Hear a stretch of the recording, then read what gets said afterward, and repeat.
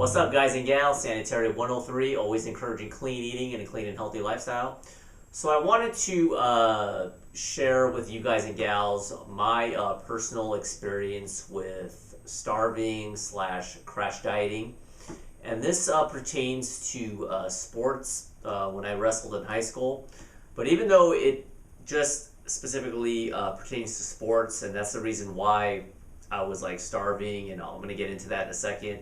Even though it's sports themed and sports related, I believe that it still can, my story can serve as a valuable tool and lesson, and to let you guys and gals know that starving and crash dieting is just not the way to go. Now, if you're one of my subscribers and you've been following my channel, you know that I'm all about making, good lifestyle changes, making small incremental changes. And then over a period of time, it becomes a lifestyle change with a good diet, a good exercise, no frills, no fad diets, just hard work and dedication. And a long time ago, someone had asked me on my channel, and I think I mentioned this briefly in another video a long time ago, but the person asked me, if you've been skinny your whole life, how are you, or how come you're able to give out advice? What basically qualifies you to give out advice if you've never dieted before? Well, this person made that assumption. That's a good question. They made that assumption based on the fact that just because I'm pretty skinny my whole life that I shouldn't be dishing out the advice. And that's a fair assessment, but that's why I want to do this video, because I have actually crash dieted. I've done the starvation method. I've done all that, and it doesn't work, and nothing beats personal experience.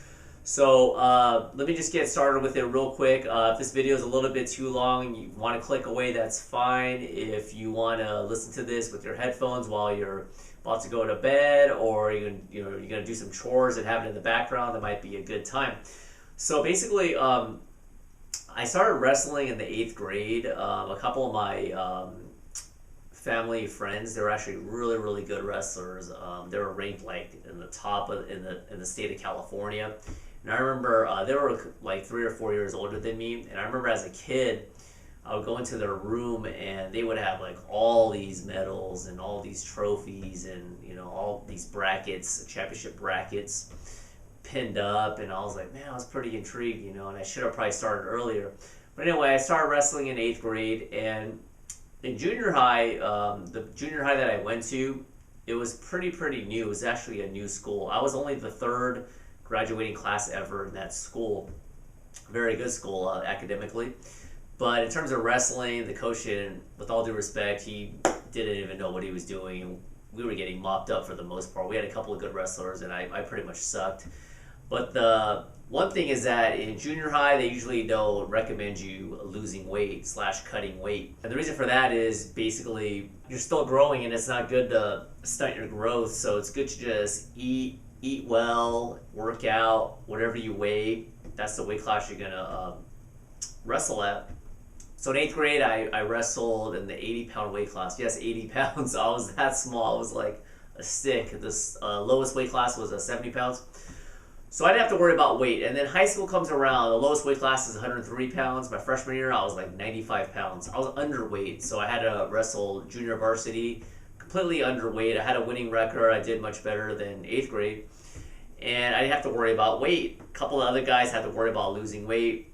Sophomore year, I wrestled 103 pounds again, and I was weighing roughly around 105, 106.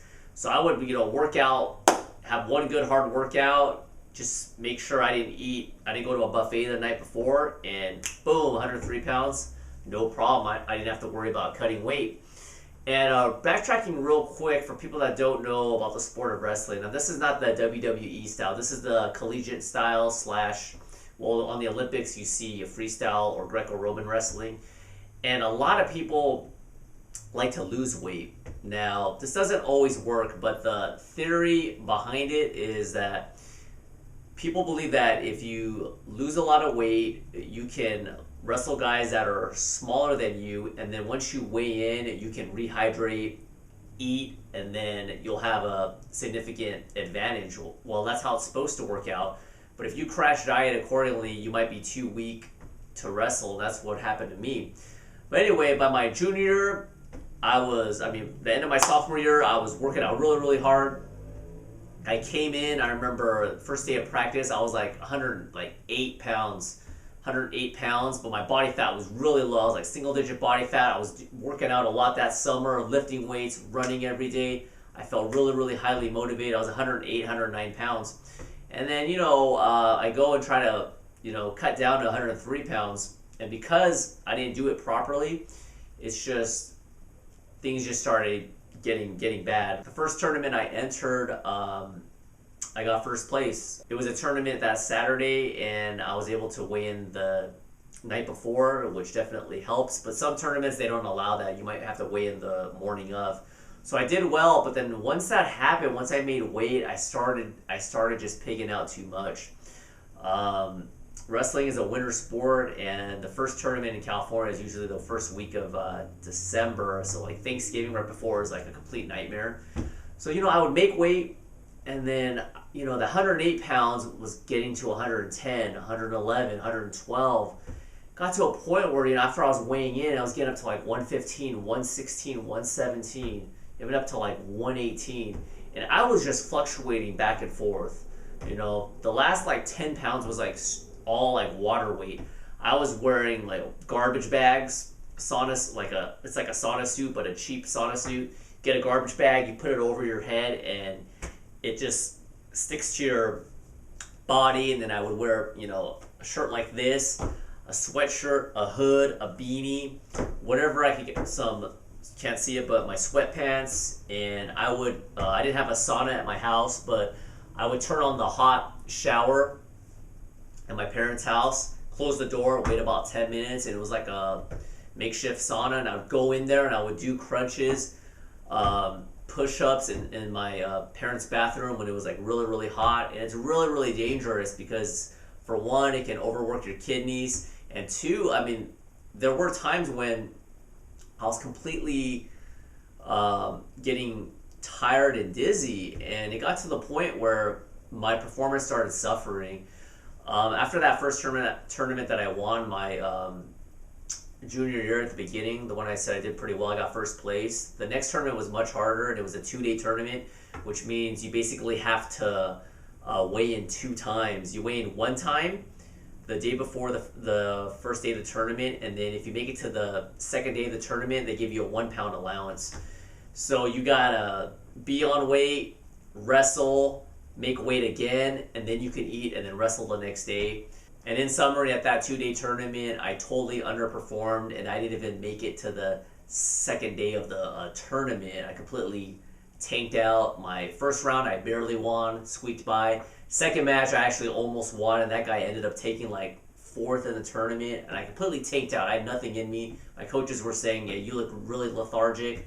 And it just goes to show you that it's not just based on the performance, but it just wasn't really good for you. It's just not healthy. And also, not only did my wrestling get affected, but my classroom in the classroom, my academics suffered. My freshman year, I had like a 3.6 or 3.7 GPA. By my junior year, that's when I had to watch my weight.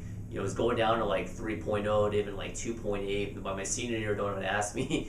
There was classes that I think I actually failed, which is, embarrassing, but thank God I got to the college that I need to. But then, it just goes to show you that it was just really, really bad, and I was constantly just miserable. I was starving. I wake up in the morning, it's kind of a blur, but I remember just having like 1 apple. And the other thing I wasn't staying is hydrated, which is a really, really bad thing if you're trying to lose weight. You actually want to stay hydrated, not the opposite. That's going to tank you out completely. I was always irritable. I was always thinking about food. My stomach was constantly growling. I've been through the trenches. If you want to earn your stripes, I shouldn't say earn your stripes because it's not a noble thing to do, but if you want to grow some hair on your chest, as they say, a lot of wrestlers are known to be really, really tough, and we're like bulldogs, okay? We're like pit bulls. We'll gnaw on your leg, and you may try to get us off, with your foot and kick us off, but we'll just keep coming back. That's why we're really, really tough. That's a great aspect and a great characteristic to have, but you gotta be a little delusional. And if I could do it all over again, I definitely would have taken a different route. By my senior year, it was still extremely rough, but I made some minor tweaks. I stayed a little bit more hydrated, and that didn't affect me as much. It still was no walk in the park, I'll tell you that, because I still went down to 103 pounds. I wrestled 112 for the most part, and then for the big tournaments towards the end, I sucked down the weight. It got down to 103. So that's pretty much my story. You know, I've been through the crash dieting. So if someone goes and questions me and asks me, oh, you've never really dieted, how would you know? You haven't crash dieted, you haven't starved. Well, no, I actually have from first experience.